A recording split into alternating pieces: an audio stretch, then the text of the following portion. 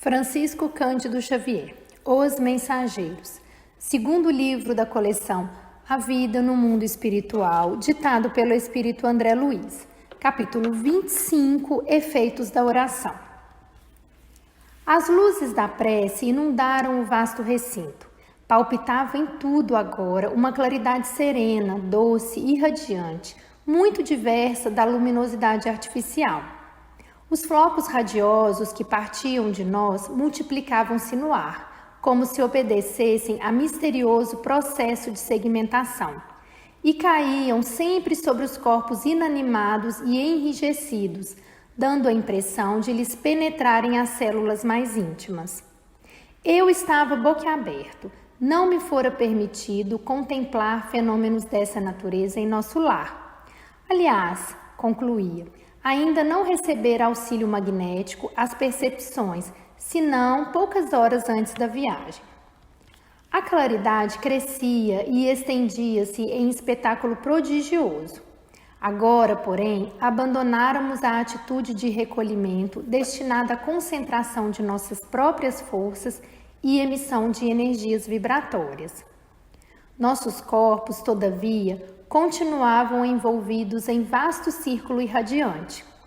Prosseguindo, porém, o grande silêncio, notei que a luz da oração se fazia mais clara, mais penetrante. Comecei a ver, como no caso de Ana, que todos aqueles esqueletos misérrimos apresentavam núcleos de sombra, além das máscaras mortuárias, núcleos que se mostravam dentro de formas variadíssimas.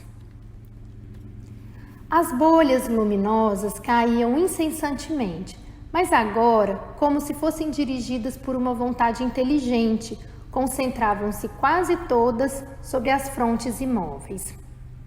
Então pude observar o inaudito e inconcebível para mim. As múmias, porque não posso dar outro nome aos irmãos que dormem, começaram a dar sinais de vida. Alguns daqueles infelizes deixavam escapar gemidos angustiosos, outros falavam em voz alta, dando conta dos pesadelos que os atormentavam, como sonâmbulos prestes a despertar. Muitos moviam os pés e as mãos, como a se esforçarem para fugir ao sono doloroso. Eminentemente surpreendido, reparei que 2 se levantaram distante de nós. Recordei que ambos faziam parte daqueles que haviam recebido toda espécie de assistência, inclusive o sopro curativo. Olharam-nos de longe como loucos que acordassem de súbito e dispararam a correr, espavoridos, não obstante a impressão de cadáveres ambulantes que nos causavam. Admirado, verifiquei que ninguém esboçou a menor disposição de segui-los. E quando me propunha instintivamente a fazê-lo, Alfredo deteve-me exclamando: "Não se preocupe, eles seriam amargamente surpreendidos se fossem notificados agora de sua permanência longa entre verdadeiras múmias. Acreditam sonhar, e é melhor assim. Não poderão fugir às nossas fortificações e voltarão a pedir socorro noutras dependências, a que serão recolhidos para adequado tratamento." Continuamos silenciosos mais alguns minutos e notei que as luzes se foram apagando gradativamente, ao passo que os cadáveres retomavam a imobilidade anterior. Ismália declarou terminadas as nossas atividades da oração e o administrador, após o sinal luminoso que notificava aos operários o término das obrigações, adiantou-se para nós, exclamando: "Gratíssimo pelo concurso fraternal, realizamos belo serviço intercessório. Desde alguns dias ninguém se levantava. Aniceto, percebendo-nos a perplexidade, falou a Vicente e a mim de maneira significativa. Conforme viram, o trabalho da prece é mais importante do que se pode imaginar no círculo dos encarnados. Não há prece sem resposta. E a oração, filha do amor, não é apenas súplica, é comunhão entre o Criador e a criatura, constituindo assim o mais poderoso influxo magnético que conhecemos. Acresce notar, porém, já que comentamos o assunto, que a rogativa maléfica conta igualmente com enorme potencial de influenciação. Toda vez que o espírito se coloca nessa atitude mental, estabelece um laço de correspondência entre ele e o além. Se a oração traduz atividade no bem divino, venha de onde vier, encaminhar-se-á para o além em sentido vertical, buscando as bênçãos da vida superior, cumprindo-nos advertir que os maus respondem aos maus nos planos inferiores, entrelaçando-se mentalmente uns com os outros. É razoável, porém, destacar que toda prece impessoal, dirigida às forças supremas do bem, delas recebe resposta imediata em nome de Deus. Sobre os que oram nessas tarefas benditas, fluem das esferas mais altas os elementos força que vitalizam nosso mundo interior, edificando-nos as esperanças divinas e se exteriorizam em seguida, contagiados de nosso magnetismo pessoal, no intenso desejo de servir com o Senhor.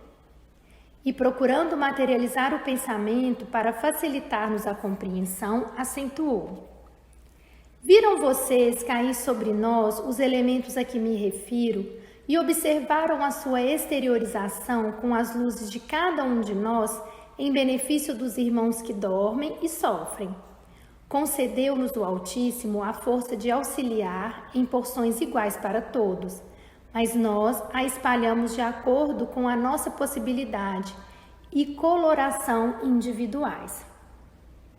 Ismalha, cujos sentimentos são mais amplos e universalistas que os nossos, pôde receber com mais clareza o auxílio divino e distribuí-lo com mais abundância e eficiência.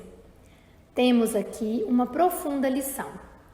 Como já disse, o Pai visita os filhos necessitados através dos filhos que procuram compreendê-lo. Não poderíamos abusar do Senhor como abusamos no círculo terrestre dos nossos pais humanos. Não vive Ele ao sabor de nossos caprichos pessoais. Nunca poderia vir em pessoa enxugar o pranto do necessitado que chora, em consequência, aliás, do ouvido das divinas leis. Compete ao necessitado caminhar ao reencontro dele. O Senhor, todavia, atende sempre a todos os homens de boa vontade, por intermédio dos homens bons que se edificam na casa divina. Todos os nossos desejos e impulsos razoáveis são atendidos pelas bênçãos paternais do Eterno. Ainda que nos demoremos nas lágrimas e nas aflições, jamais permanecemos ao desamparo.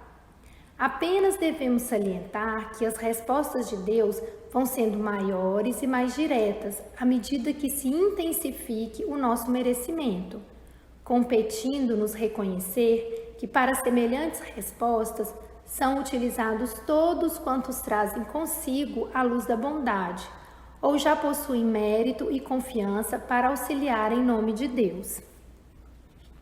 As explicações de Aniceto abriram-me novos campos de meditação. O esclarecido instrutor, contudo, não dera por fim da lição, e depois de longa pausa concluiu: já que vocês se encontram comigo num curso de serviço auxiliador, espero aproveitem o máximo os ensinamentos desta hora.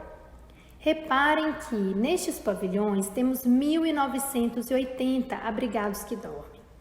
Todos recebem diariamente alimento e medicação comuns, mas só 400 são atendidos com alimento e medicação especializados, por se mostrarem mais suscetíveis de justa melhora.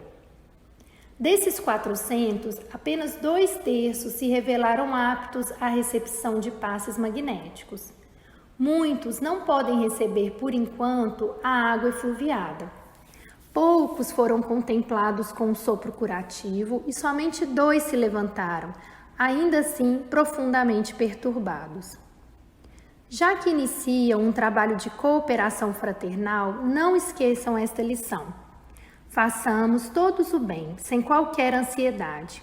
Semeemo-lo sempre e em toda parte, mas não estacionemos na exigência de resultados.